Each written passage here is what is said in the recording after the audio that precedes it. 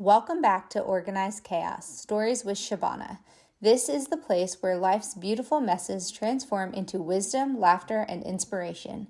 In each episode, I'll be sharing real stories, mine and others, about the twists, turns, and unexpected lessons that life brings.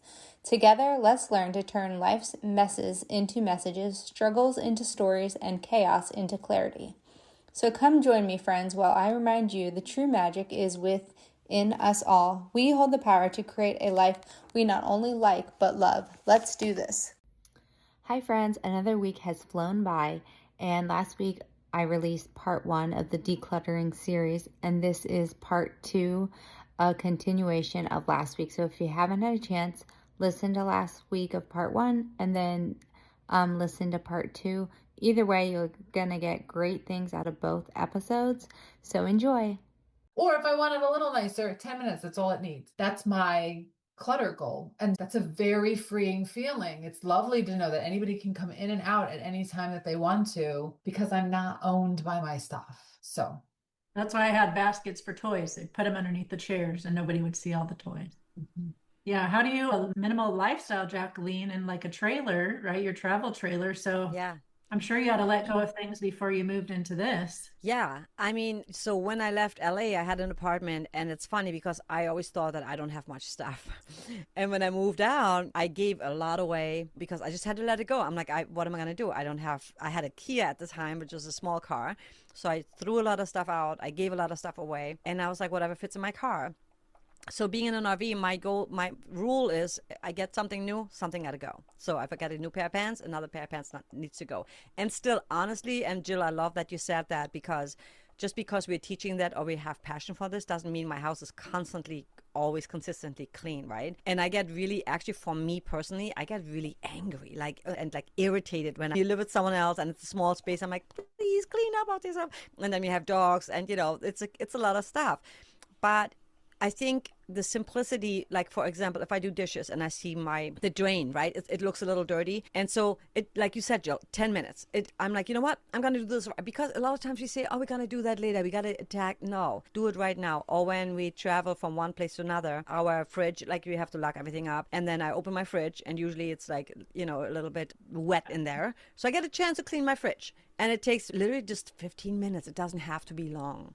It doesn't have to be long, but doing just a little bit makes you feel so much better. And also, like, I did some Christmas decoration. I'm like, okay, I don't have a lot of stuff. And people love to buy stuff as a way of therapy, right? I think people just want, because I go to the store and I'm like, oh my God, I want everything. And I'm like, no, you can't. You can't go because you have the space. So you learn that I don't have to have that. If it's a hell yeah, if it's a, oh my God, I so need this. I so want this, right? Then yes, do it.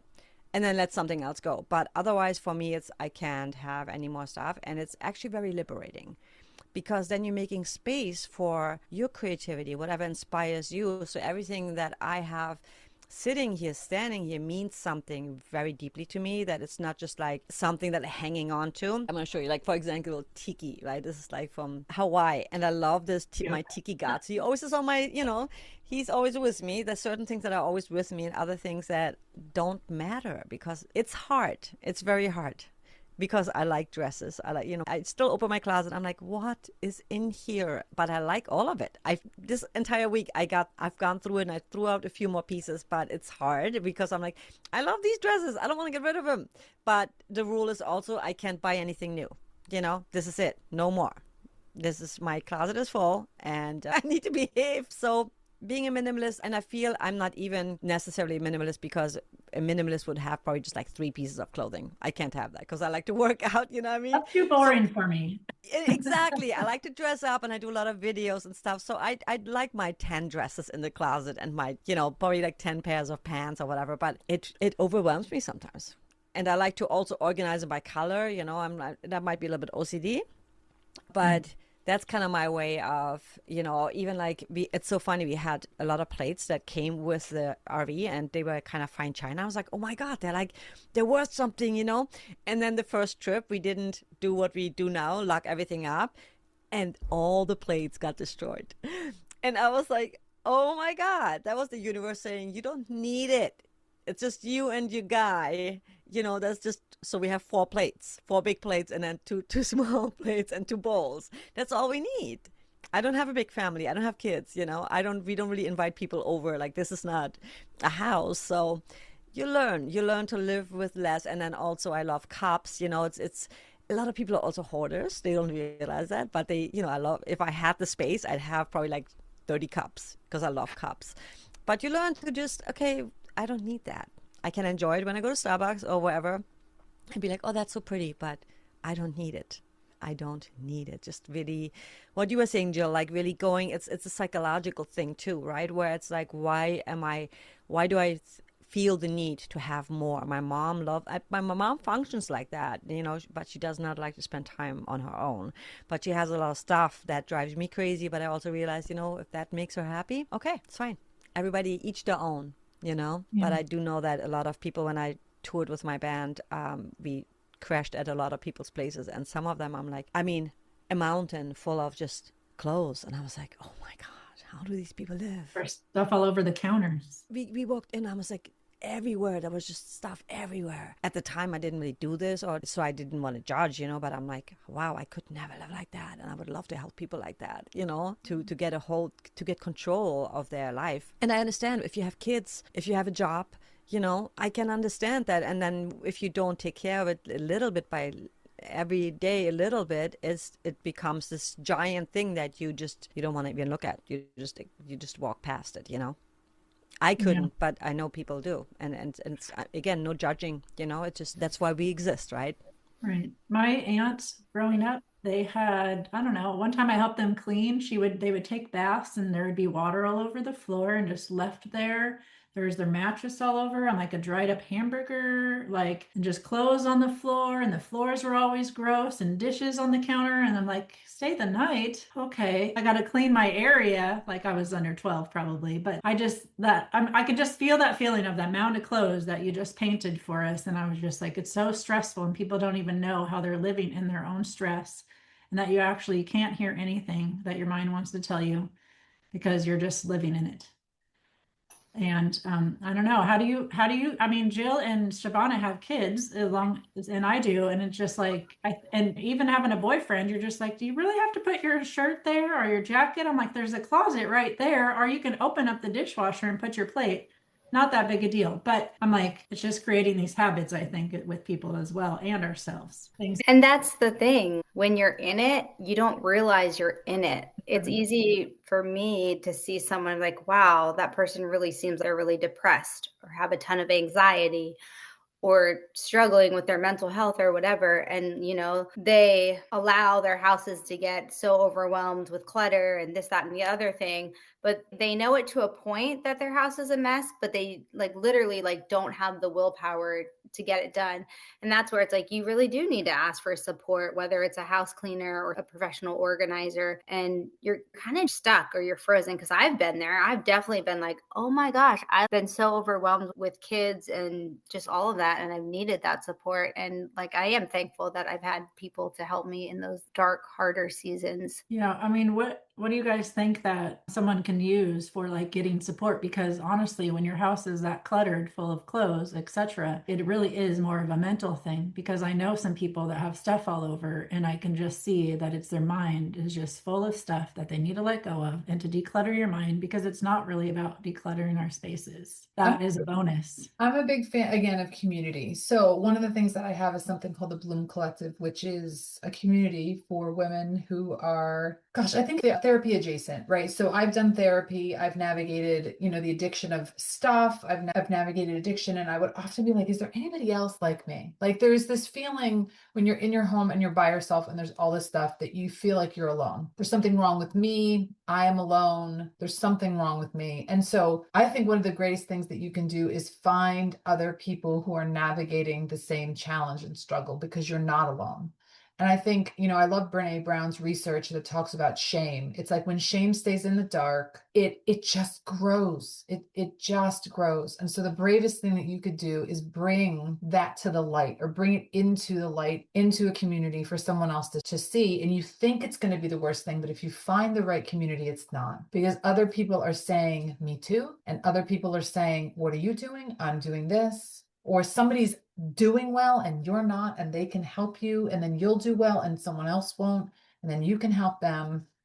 And it's when we stay silent and we stay alone and we think and we get in the shame spiral that it stays stuck. I really do believe that people are doing the best they can from where they are with what they have. And in order to do something different, they need a tool or a support. The internet is amazing. There's so many people on podcasts, on YouTube, talking and sharing. There's local community groups. There's ways to connect. Mine is called Hello Bloom Collective. We don't look at clutter specifically, but we look at you and your life and what you would love, and help you cast a dream for that. And then you can look around and be like, what's not working for you? What would you love to have different? That's what I would recommend, is community, to help you take the first step to getting things clearer. Yeah. And just to echo off of that, looking up different Facebook groups or whatever's in your local area, community groups, churches offer support, and then different podcasts to look into. And then there's one other thing I was thinking of. Well, I can't think of it right now. Never mind. I was going to say, I have a house and a huge yard and an attic and all this stuff to get rid of, right? That I want to get rid of. But what I really start with, like we were kind of starting at the beginning, was I make sure my makeup drawer is really good, and underneath my bathroom sink and my closets, the things that I use the most, because that really just sets your day. And I think even if somebody starts there, that's really going to help. And then you can get rid of those bigger items, right? And community really is important. That's why we all came together, because I think it's fun to talk about, and like it really changes my life to declutter things. And I think all of us have been working on decluttering our minds and looking at the way we look at things. And does anybody want to talk about things that they've been decluttering or letting go of? Yeah, I want to add to that. If you have a circle of friends, bring them over and be like, hey, I need your support right now. And maybe I've done that with clothes, where I was like, I still love that shirt. So if I give it to a friend of mine and I ever want to borrow it, I could get it back, for like a night. And it's so much fun, because I've done it with other friends too, where they said, I have a bunch of stuff that I just want to get rid of. Come over and pick whatever you want, right? And why not? Because then you just kind of sharing and not just throwing it out, and it feels still a little safe for some people that have a hard time letting it go. That was just what I wanted to add, like throw a little declutter party, with a bunch of friends, and just say, hey, there's stuff that I don't need anymore. If you want to take it, and if not, then we'll just put it in a bin and donate it. And that's also feels so good, knowing that someone else who really could use that is going to be able to enjoy that. Yeah, I love that. I have a donate pile, a giveaway pile, a sell pile, and then maybe a think about it pile. Yeah, exactly. And I think journaling too. Journaling is therapeutic, because you could ask yourself, okay, what am I holding on to? Why am I holding on to that? And what could happen if I let go of it? I always think of when I moved out of LA and I let everything go. And I was like, wow, how privileged and how lucky am I to be able to choose what to let go of. There's people that lose the house, the house burned down, and they lost a lot of things that meant a lot to them. I have the choice to say, let it go, So when you think of it that way, if your house would be burning down, what would you grab? What is really something that means so much to you, you would never, ever gonna get rid of it, or at least not in this time of your life. That might also be like I know it's a little bit drastic, but, a good way to look at it. Most definitely. Yeah. I have a little bit of a wild story with this. Okay. I love that. So as I mentioned, like in the start, I had got cancer. So it was a wild thing in that one of the tumors was pressing against my spinal cord. So I went to the ER because in March of 24, because I couldn't walk. And so when they scanned my body, there were tumors all throughout my body. So I stayed in the hospital for a little bit to have my first treatment. And then I came home. And so I was not able to walk without a walker, but with a walker could make it some places. And so we had some people coming and visiting and dropping food off and leaving. And I think it was one of those times when my husband was at work and nobody was there. And I'm like, I'll be fine. But I needed something, like I needed something from the fridge. So I shuffled over to the refrigerator. Actually, my husband was in the basement and having a work call. And I shuffled over to the fridge and I opened the fridge and it was a hot mess. There's There's a cheese drawer, and we have the eggs and where the drinks. Everything is all over the place. And I panicked. It was like the emotions of not being able to control my circumstances from cancer was represented in the refrigerator. And I stood there and I was like, absolutely not. And against my walker, I am moving things around.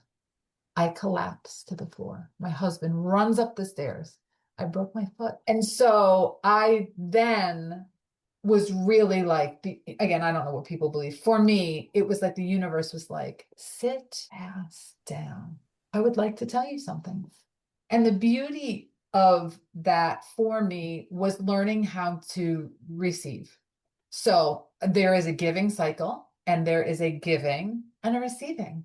And I would give and hijack straight through the middle of the circle to give again and give and give and give.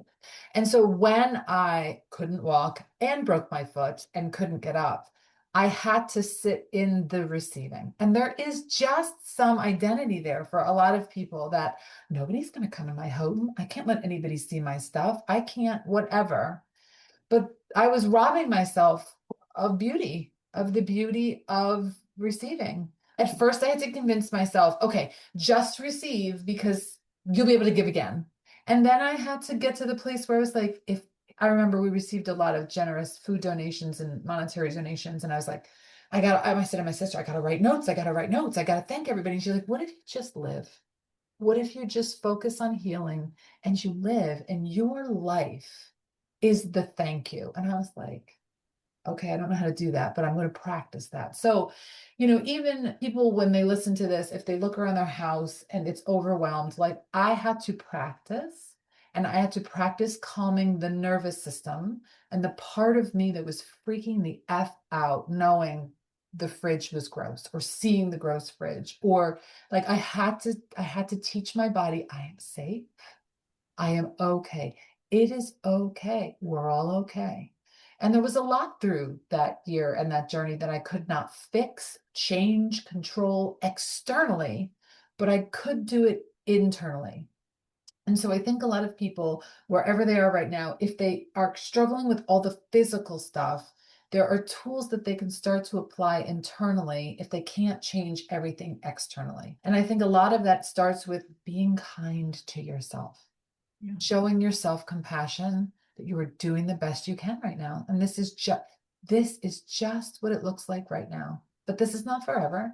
And start to build the dream of what you would love it to look like. You don't have to get off your chair or move a box to start that dream. You don't need to know what you're worthy of and what you deserve. You can read a book and listen to a podcast. Those are all things you can do now in the middle of the mess. There were many messes through that year that I could not fix or change externally, but I could be kind to myself, right? When I lost all my hair and was bald, I was not ugly. I was beautiful. I had no idea I had such beautiful cheekbones. And I focused on my beautiful cheekbones every day. And so I just want to offer people hope in the middle of the chaos, in the middle of the clutter, that they are not alone, and that there are ways to be kind to themselves and to use affirming words and language that, even though it feels overwhelming, that they're not alone and they're okay, and learn to receive in a way that is beautiful. And you'll give at one point, and your stuff could be a donation to a blessing to others. So it's such a regenerative cycle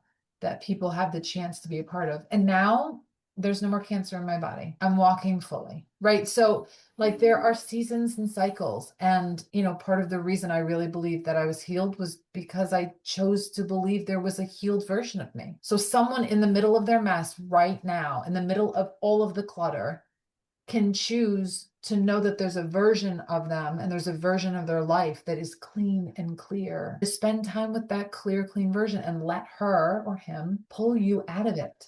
And that's something you can do every day right where you are now. That's so beautiful. Thank you. Thank you, Jill, for sharing. Oh my gosh. I wanted to add a couple points that I was sharing earlier. Some other stuff that we can do if we're feeling just stuck in our clutter at home and we feel like we can't reach out to anyone. Some things that have helped me in the past is like joining an exercise group or just stepping outside and taking a walk and then coming back inside. I realize that helps me clear my brain, and then I can go set the timer for 15 minutes and declutter. And then also sometimes when we are in that state of, let's say, just depression or anxiety, sometimes we just need that extra support from our doctor and reaching out to whatever our care team is. And there's nothing wrong about that. And there's no shame in that, of getting maybe the extra help we need to move forward in life during that season. And then something else that I tell my clients all the time is that I remind them that they are an adult and technically they are allowed to keep anything they want to keep. But at the same time, this has led you to a certain point. Do you want to continue to live the life you're living, or do you want to change the script and feel more peace in your home? And it all comes down to, do you want to feel better? And technically, if you were to get rid of some items, you would feel better. And usually the other thing, once we finally figure out what room or what item or things we're going to start with, we usually just start with trash. Trash is the easiest thing to get rid of first because there's no emotional attachment with it. I usually take a box and I'll keep any papers and receipts, and I'll just put everything to the side and let them deal with that later. But any garbage, trash-wise, we just get rid of that. And then we start looking at bigger items, and then we keep moving things forward. And Heather, just like you, we have like a trash pile, a recycling pile, a donate pile. We have another pile that goes to other places in the house. Let's say, the fingernail clippers, they go bathroom or kitchen drawer, and then things to regift to other people. So I just wanted to throw those thoughts out before we jump on to the next question. Oh, what question should it be now? Sometimes I think that I like to organize because I had unstable life growing up. And my best friend's mom would rearrange her living room every weekend. The couch was on this side, and then it was on this side, and then she'd clean under everything. So then I'd rearrange my room, which is like 10 by 12. Yeah. So sometimes I put two nightstands on top of each other. So that just made it feel different. So I feel like, sometimes we have those patterns of how we grew up, or the things that, my mom lost some of our storage unit. So I think there's a part of me that wants to hold on to things a little bit. And like the cheap side of me wants to hold on to things. Maybe I'll use those jars that I've been keeping in the garage, right? So I think that's really hard to shift at times, because maybe I'll use that thing. So how do you guys look at that? Do you let go of things easy, or do you feel like some of it's from patterns from growing up as well? I moved not at all in my childhood. So I stayed in the same house until I was 20 something years old. But my husband moved around a lot. And so when we met and got married, we started moving a lot. And I had a lot of the someday boxes. And it was probably, I think we moved when we first got married every year for the first 3 years. And he's like, you've got a lot of stuff that I'm moving that I've never seen us use in the house. Oh no. And it wasn't mean or judgmental. It was like interesting. And it was like, I'll say it was the first time I noticed that. Like noticed it like, oh, I guess you're right. I didn't notice that I wasn't using it. I didn't.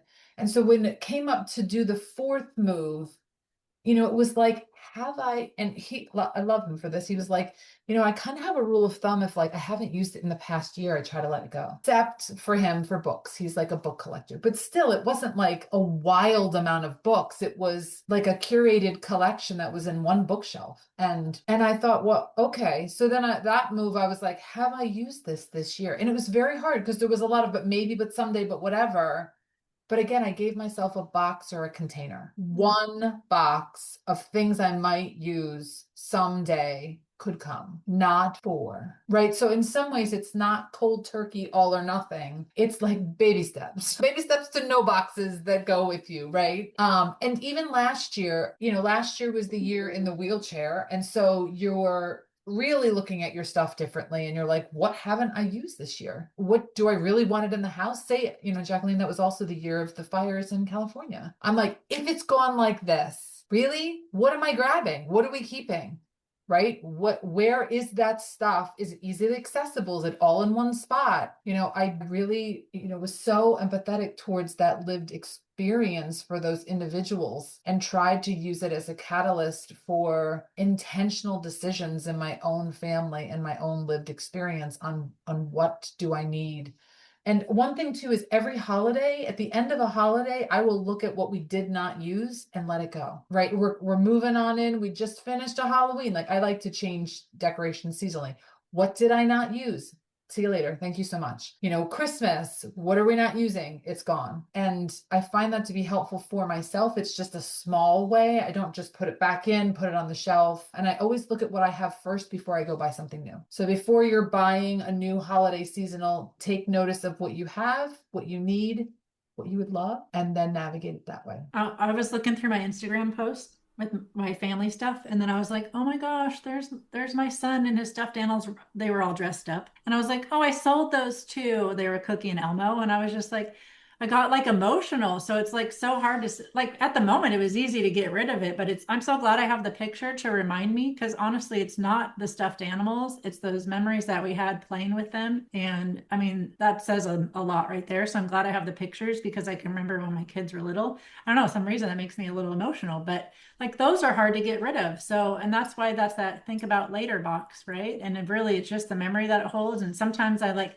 hold things, like Marie Kondo does, and she just blesses it and loves it and then like let it go, because it's honestly the memory that it holds versus the physical thing. That's something whenever I work with clients, I have them do. I have them touch every item and say thank you. Yeah. Offer the blessing to the item. Thank you. Thank you for how you served me at this time in this way. And I release you with gratitude. I feel like that's a really important part of the clearing out process. Yeah. And it's probably more because my kids are getting older and I miss those little days, and you're like, oh, I wish I remember more, and like all that stuff. That's the thing, especially when you're moving. This is your chance to start a new chapter. And when you bring a lot of, because everything's energy. So when I bring in a lot of old energy into my new space, that is when my mom moved, she has all these, a lot of decoration for every holiday. And she has boxes full of that. And I'm like, Mom, you don't need all of that. Like your space is smaller. So and I know it's hard to let go of some stuff, but this is your opportunity to kind of start over, and also maybe go on Pinterest or, look at things that really, wow, what vibe do I like? Maybe I want to go a little bit louder or simplify whatever it may be. And then really create this sanctuary, because I believe that when you get home, you want to be, it's like you're in a hotel, right? You just go there, everything is neat, and just, you just feel like, yeah, I can relax. Because when you get home, you want to relax. We spend most of our time at home, right? And so when you get home and you always feel like, oh, I got to clean this, I got to clean that, I got to clean that. If you think in the big picture, yeah, if I don't have that much stuff, I don't have to clean as much, and I can relax more, because at the end of the day, this is what it's all about, right? Just feeling just serene in our space and relax, because you might have a hard job. You come home, last thing you want to do is spend another full or half a day cleaning. So for me personally, when I clean out stuff, I'm a little bit in a pissy mood.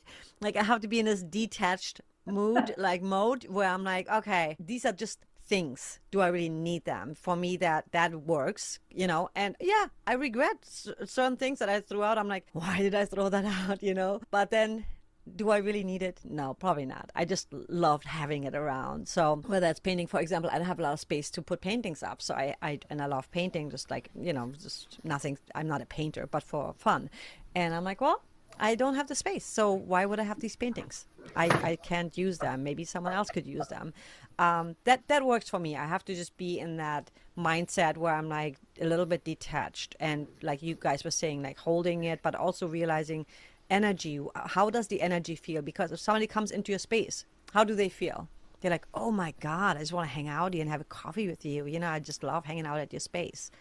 And most importantly, how do you feel? Because it's your space, right? This is you can really express who you are, what inspires you, and what your personality is, and what works for you. Again, everybody works different. Some people like to see everything. Jill, you have the shelf there where I can see all your books, right? And some people just like to have it all put away. So they open the drawer and then it's right there, but they don't want to see it. That's kind of more me. Like, I don't want to see it, but I know where it's at. And if I open it, they're all right there.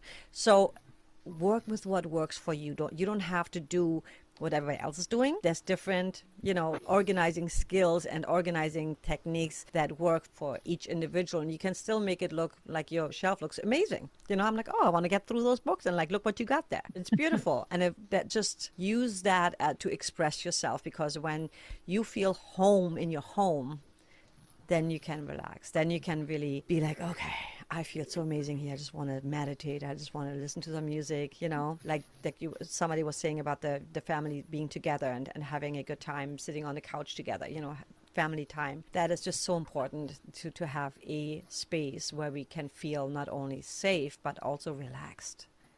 So, Jill, before you have to hop off, I would love to ask you, what does your coaching program look like? What's like the container? Tell us where we can find you on socials and anything else you want to leave us before you have to jump on to the next thing. Thank you. Hello Bloom Collective was born out of my year last year.